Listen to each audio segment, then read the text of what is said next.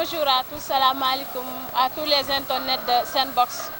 Nous sommes aujourd'hui à la journée de don de sang organisée par l'association pour le changement et le développement du Sénégal, ACDS, pour participer à la collecte de poches de sang en collaboration avec la Fondation BMB et l'hôpital régional pour remplir de poches de sang de la banque de sang de l'hôpital régional de Thiès. Donc sans plus tarder, je vais donner la parole au président de l'association pour le changement et le développement du Sénégal, l'ACDS, M. Touba Niane. Voilà, merci beaucoup Thioro. Bon, je réponds au nom de Touba Niane. Je suis le président de l'association ACDS, Association pour le changement et le développement du Sénégal.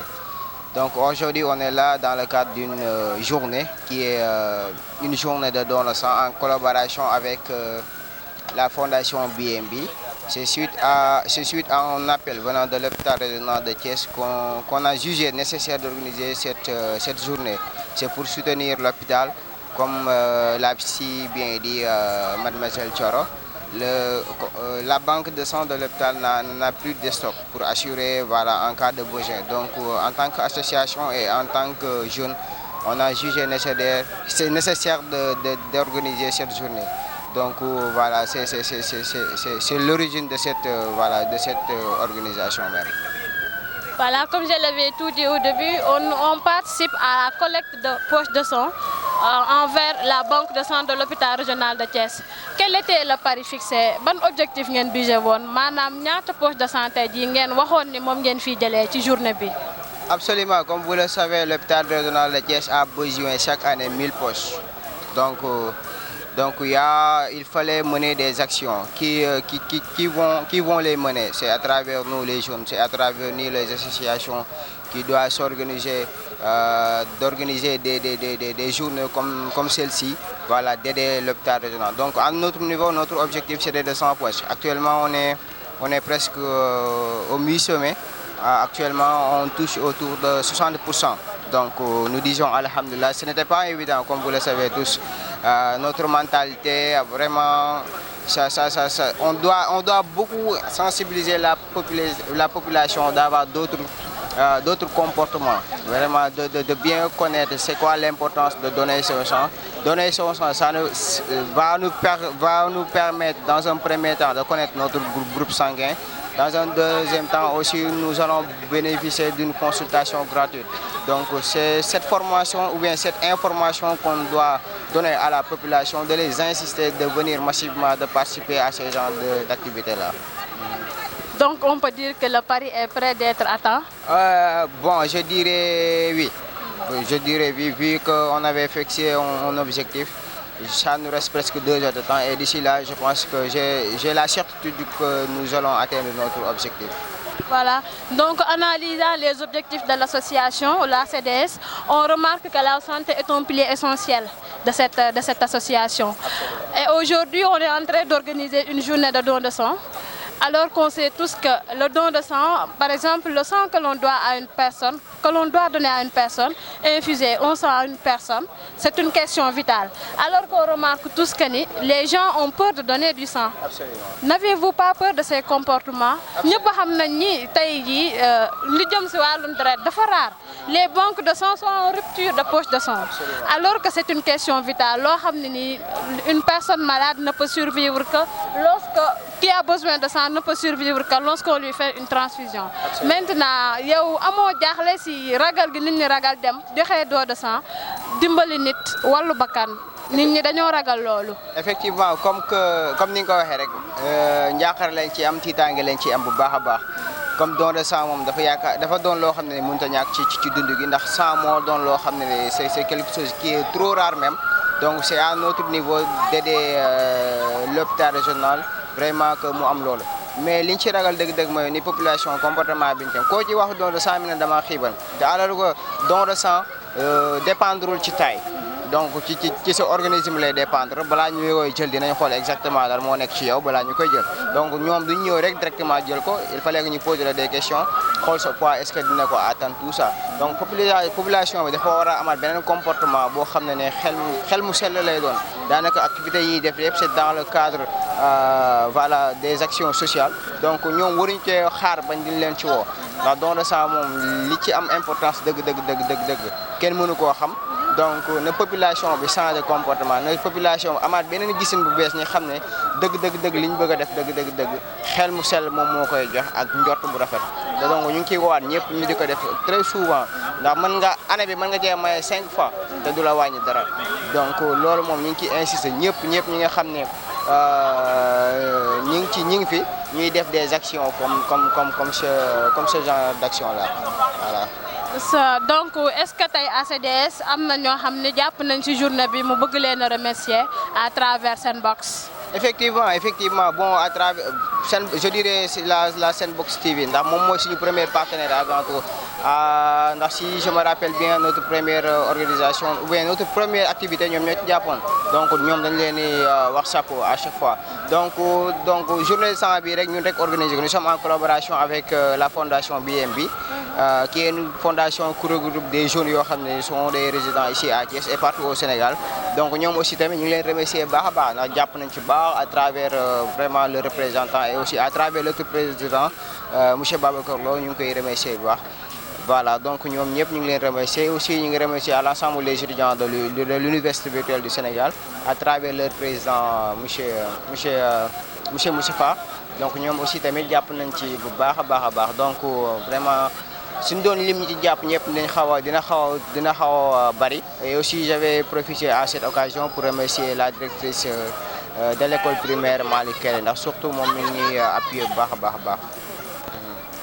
Donc c'était ça l'ensemble des activités qu'on a eu aujourd'hui à effectuer au niveau de la journée de don de sang qui a été organisée par l'ACDS en partenariat avec la fondation BNB. Donc sans plus tarder, je vais introduire le président de la fondation BNB. Et à l'entame de nos propos, cette journée a été organisée par l'ACDS en partenariat avec la fondation BNB. Donc voilà un des représentants de cette fondation. Salam alaikum tout le monde, je m'appelle Mohamed Moustapha Amar, je suis le représentant de la fondation BNB, Thiès qui est une structure qui œuvre aussi dans le domaine du social, mais aussi qui œuvre surtout au niveau des prisons et au niveau des pouponnières. Mais cette fois-ci, on a été appelé vraiment à venir rejoindre votre idée, vraiment d'organiser une journée de don de sang, dans le but aussi de renforcer aussi les banques de sang qu'on a au niveau de l'hôpital régional. Merci. Nous savons tous que donner du sang, remplir des poches de sang, des banques de sang, c'est une question vitale de sauver des vies, de donner de l'espoir. Donc qu'est-ce qui vous a aujourd'hui motivé à rejoindre l'ACDS sous cette initiative? Madame a posé cette question. Nous avons jugé nécessaire de venir vous rejoindre dans cette idéologie parce que vous savez, donner du sang, c'est pas facile. Et puis, c'est sauver des vies aussi. Et puis, nous sommes tous au courant du manquement de sang dans les banques de sang au niveau des hôpitaux. Donc, donner son sang, c'est sauver des vies. Et puis, sauver des vies, vraiment, ça fait partie de l'humanité depuis toujours. Et si nous ne pouvons pas donner, par exemple, de l'argent, on a notre sang, on peut donner notre sang et puis, afin de sauver des vies. C'est seulement ça qui nous a plus poussé à venir vous rejoindre vraiment dans cette initiative. Donc, comme il l'a si bien dit, l'objectif était de sauver des vies. Maintenant, dans cet objectif de sauver des vies, quel était le pari qui a été fixé? Peut-être c'est la sensibilisation qui reste toujours parce que nous sommes tous vraiment censés de donner notre sang à qui de droit. Mais souvent, la sensibilisation ne passe pas comme il se doit. Beaucoup de personnes dans la population, je dirais, la majorité de la population ne connaît même pas le groupe sanguin et ce qui fait que bon, peut-être donner du sang là c'est l'idée qui nous laisse derrière. Les gens ne donnent pas de sang, raison pour laquelle souvent ils ignorent même le groupe sanguin. Donc la sensibilisation c'est sur quoi nous devons maintenant mettre le focus. Donc comme on a souvent l'habitude de le dire, charité bien ordonnée commence par soi-même. Est-ce que vous avez eu à donner des poches de sang vous? Oui, je l'ai donné très récemment au niveau, à l'occasion des préparations du Grand Magal de Touba. Raison pour laquelle je n'ai pas pu le donner aujourd'hui parce qu'il nous faut un décalage de 2 ou 3 mois avant de pouvoir donner votre sang. Ouais. Merci. Donc, comme vous avez eu à entendre les propos du représentant de la Fondation BNB, À côté de cette fondation, l'ACDS est également en partenariat avec le bureau des espaces des étudiants des espaces numériques ouverts de l'Université virtuelle du Sénégal. Donc sans plus tarder, les représentants de ce bénin. J'ai Abdoulaye Diop. Voilà, c'était les propos du représentant de la fondation BMB qui était en partenariat avec l'ACDS. Maintenant, à côté de cette fondation, l'ACDS est également en partenariat avec l'Université virtuelle du Sénégal à travers son bénin, le bureau des étudiants de l'espace numérique ouvert. Maintenant, j'ai à côté de moi le président du MSE, la mutuelle de santé des étudiants de l'Université virtuelle du Sénégal, M. Abdoulaye Bamos Diop.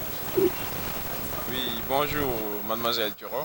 Oui, je suis bien Abdoulaye Diop, le PCA, le président du conseil d'administration de la mutuelle de santé de l'Université virtuelle du Sénégal. Aujourd'hui, donc, nous félicitons davantage, c'est-à-dire que le projet de cette association, qui depuis lors à la conception, à la réalisation, n'ont ménagé qu'un effort pour la réussite de l'événement. Et nous avons vu même leur tâche sociale à travers la région de Thiès. Et aussi, nous leur souhaitons bon courage. Aussi, je suis venu aujourd'hui avec double casquette. Donc, je suis le représentant du BENO, c'est-à-dire le bureau de l'espace numérique ouvert, le bureau qui représente les étudiants, effectivement. Et aussi, ça dit que je suis le PCA de la mutuelle de santé des étudiants de l'Université virtuelle du Sénégal. Et sur cette ligne même, ça dit que dans ce champ lexical même, aujourd'hui, nous représentons le BENO de l'espace numérique ouvert de Thiès. Et aussi, nous félicitons cette organisation même remarquable qui est le don de soi, c'est-à-dire œuvrer pour Dieu à travers les hommes. Donc en tant que PCA de la mutuelle, donc vraiment je magnifie cet acte vraiment et je vous félicite encore une fois de plus.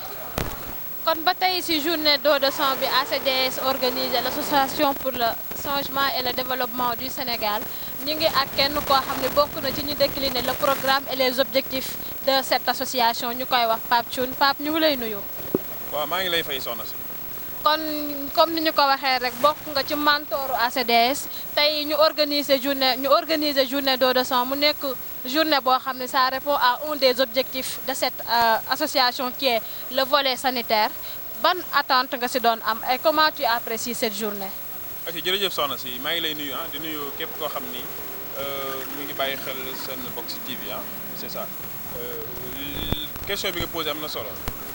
ACDS dafa nekk benn association boo xam ni dañu ko taxawal ngir ñun bëgguñu bokk ci ñi nga xam ni dañuy doon spectateur ñun acteur lañu bëgg a nekk dañu bëgg a bokk ci ñi nga xam ni ëllëg dañuy wax ni ñoom ñoo fi def lii ndax dafa am benn góor gu baax gu ma mos a wax ni ma doom ma ne kaaw mu ni ma nit ku dund ci àdduna ba génn àdduna kenn mënul joxe firnde ci moom mu ne ma dund gu dee gën la ma ne ko mu ne ma waaw mu ne ma jar na sax mu yor këriñ buntu kër gu mu romb rëdd fa këriñ su deewee ñu ne kan moo dee ñu ne ki doon rëdd këriñ buntu kër jàmbur maanaam on a décidé ñun waa ACDS de renoncer à notre position de simple spectateur et de mettre notre pensée et notre art au service d'une cause. loolu moo waral ñuy def ay activités pour mën a bokk ci ñiy jariñ parce que le prophète dafa wax ni xayrul xawmi xaadimihim ci gën ci nit ñi moo leen di jariñ ci siège boobu ci la ñu gisee ni waa hôpital saa su ne ñi ngi jàmmat nii dañuy manqué des poches de sang dañuy manqué deret foofu bëri na koo xam ne ñàkk na bakkanam parce que dañ ko waroon a may deret waaye ñoom amuñu ñu ni ñu kon ñu ni ñun pourquoi pas loolu ñun ñu am benn touche buñ ci apporté ñu def ci suñu contribution aussi minime que soit-elle waaye au moins nañu fexe ba hôpital ñu fay poche de sang donc ci loolu ci la ñu wootee lu mel nii invité ñëpp nag woo ci ñëpp ñu gis ne c'est une réussite parce que nit ñi ñëw nañu tamit wuyu si pour au moins ña nekk hôpital te soxla ko te nag ku nekk na jàpp ni mënoon na nekk yow. sànq maa joxe exemple boobu am naa sama benn xarit boo xam ni dafa amoon soxna si def accident bi mu demee accident mu manqué deret soxna si mi ngi ci salle d'hôpital bi ci salle bi moom mi ngi taxaw jàkkaarloog soxnaam xam na ni soxna si dafay dem soxna si mi ngi sukkuraat xam na ni li ko mën a dund mu sauver mooy mu am deret ku ko may deret te gisuñu ko noonu lay xoolee soxnaam ba soxna si génn àdduna yàlla nañ ci yàlla yéeme na quoi et puis dafa metti donc lu mel noonu boo ko dundee bu ko nit dundee da ngay jàpp ne yow da ngay nekk ci place am xam ne yow it mën nga ko dund moo tax deret moom jàpp naa ni képp kuy doomu aadama war ngaa mën a dem maye ji ko pour sauver des vies. ci kaw sauver des vies boobu nga mujjee léegi kon ñuy xalaat di war nañoo taxaw laajte benn blaaj muy que ni lan moo tax nit ki war a mën a soxla deret gers war koo mën a am ñu war koo mën a transfuser nit ñi xam loolu te duñu dem di may ji deret c'est une question de mauvaise civilisation question d'ignorance ñàkk xam la wala. waaw peut-être mën na bañ a nekk ci ñaar yooyu benn waaye mën na tamit nekk aussi que ni est-ce que sensibilisation bi aussi mi ngi jàll. est-ce que ñi ngi wax nit ñi may deret importance bi moom. parce que dara gënu koo am njariñ nag li tax ma wax ne dara gënu koo am njariñ mooy bëri na ku def choc ñàkk deret ñu koy wutal deret waaye ñuy dem parce que xamuñu moom ban groupe sanguin la bokk temps boobu ñuy jël pour xool ban groupe sanguin la bokk mu daal di ñàkk bakkanam mais ki nga xam ni moom maye woon na deret moom déjà am na lu mu ëppalee kële mooy lan moom xam na groupe sanguin tey jii bu nekk hôpital soxla deret dañ naan kii groupe sanguin bii la bokk rek dañuy gaaw dem wuti ko pour mën koo may deret mu mën a dundam comme il se doit comprendre nga donc loolu bokk na ci li ñuy wax tax ñu waaye may deret waaye bokk na ci itam bi ci gën a am solo sax mooy fekk koo xam ne dafa waroon a ñàkk deret mbakkanam waaye yow deret ba nga ko may tax mu dund rek jar na àdduna ak lu ci biir parce que suñuy borom moo wax ni képp koo xam ne dundal nga benn nit mi ngi mel ni dundal nga nitu àdduna bi yëpp moo wax tamit ni képp koo xam ne rey nga benn nit mi ngi mel ni rey nga waa àdduna bi yëpp kon ñaar yooyu rek war na tax nit ki war a mën a dem maye ji deret c'est ça. kon buñ la déggee kon mën nañu jàpp ni benn jaamu yàlla mënut a gën a kawe maye deret. waaw amul man day gisuma lu ko gën a am parce que nit ku naroon a ñàkk bakkanam ndax manqué deret yow nga tax moom may ko deret tax mu dund ko ne du dund non suñu borom dafa foog doomu aadama wala xad karamnaa banii aadama moo tax waaw lu mu bind rek doomu aadama moo tax te doomu aadama rek la suñu borom fonk itam waaw parce que moo ko bind aussi moo bind doomu aadama ku nekk sa moomeel da nga koy jëlee rek ci sa doom bi nga jur waaw sa doom bi nga jur bu nit bu ko bëggee nga bëgg ko bu ko nit bañee tamit nga bañ ko yàlla tamit noonu la mel ci doomu aadama yi ñun la am quoi c'est ça boo sonnee ci seen mbir rek suñu borom sonné seen mbir. Donc, telle a été aujourd'hui une réponse de la CDS face à une carence, une manque de sang au niveau de l'hôpital régional de Thiès, surtout au niveau de la banque de sang. ACDS un jour, ACDS pour toujours, ACDS pour toujours pour répondre aux exigences de la besoin thiessoise et surtout sénégalaise, telle qu'on ose l'envisager. Merci beaucoup.